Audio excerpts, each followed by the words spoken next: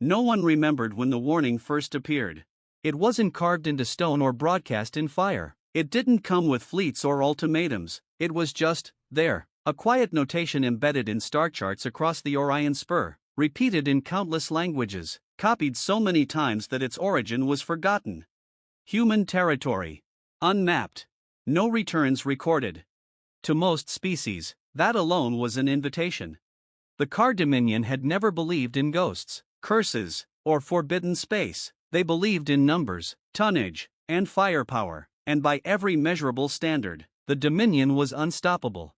They ruled 12 systems, had shattered 3 rival empires, and forced the Galactic Assembly itself to negotiate on car terms. Their ships were massive, angular constructs of layered armor and overlapping shield harmonics. Their crews were disciplined, their commanders ruthless, and their doctrine simple.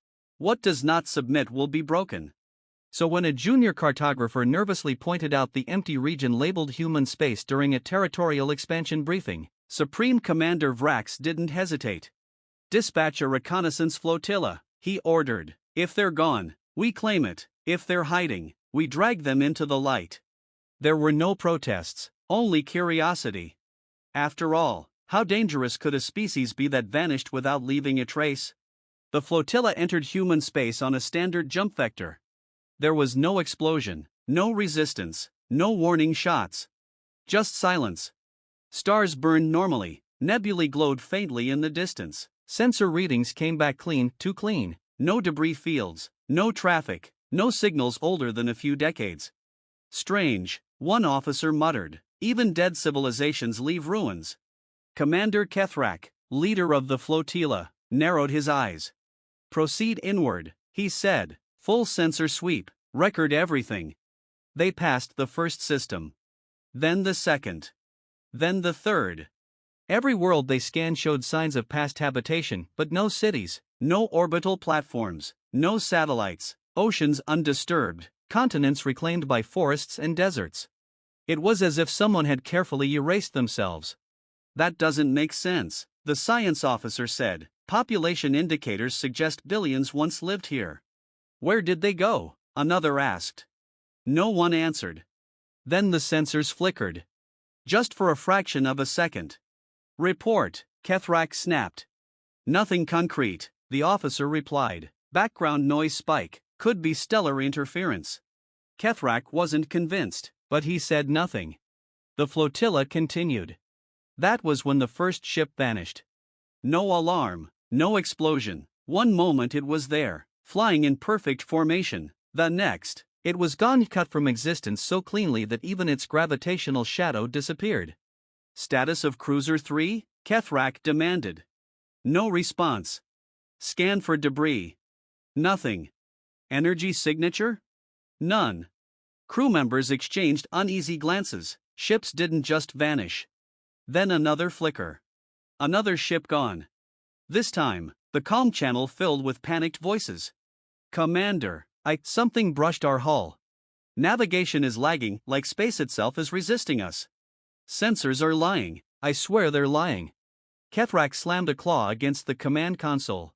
All ships, Titan formation, weapons hot, identify the threat. That was when human space spoke. Not with words. With movement.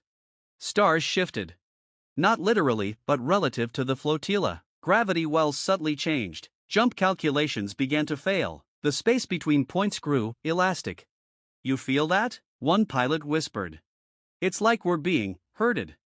Before anyone could respond, space ahead rippled. And they appeared. Human ships didn't arrive in flashes of light or violent ruptures, they simply resolved into being, as if they had always been there and the universe had just decided to acknowledge them. There were dozens, then hundreds.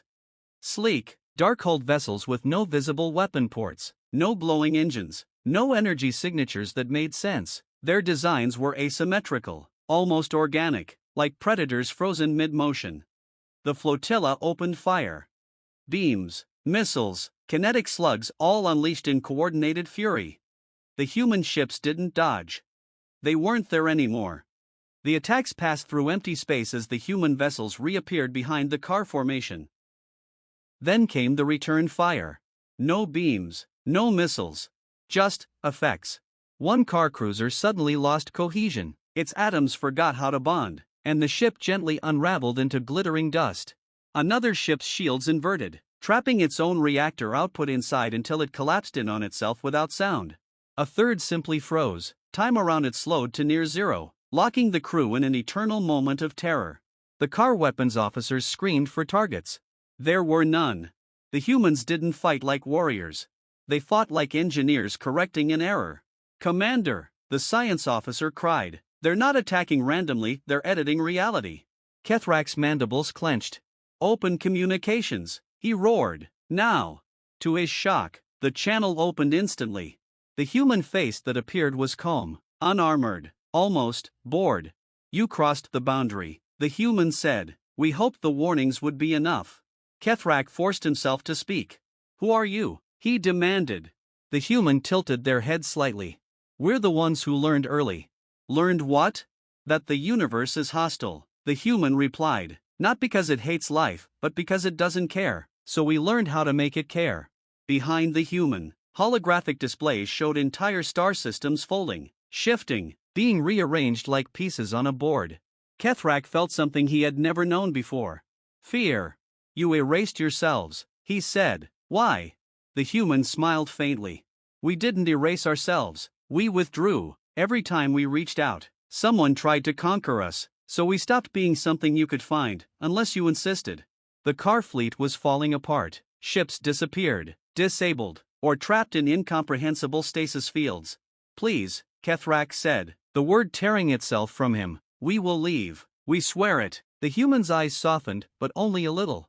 "You can't," they said. "Not yet." Kethrak's heart thundered. "Why?"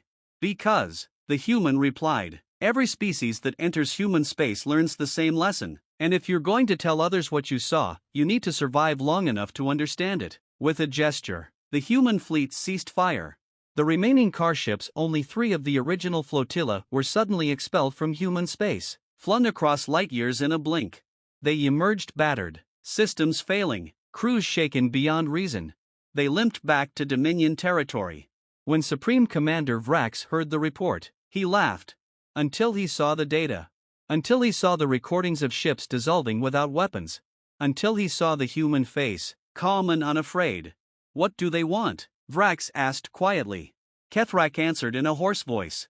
"To be left alone." The Dominion issued an immediate and permanent directive. Human space was sealed off. No probes, no scouts, no incursions. And when other empires asked why the Car Dominion, conquerors of stars, suddenly refused to expand further, the answer was always the same. "They didn't defend their territory," Kethrak said. "They corrected our mistake." And across the galaxy, the warning was updated at last. Human territory. Self-contained. Trespassing is a one-way lesson. No one ever jumped into human space again, because those who did finally knew why none came back.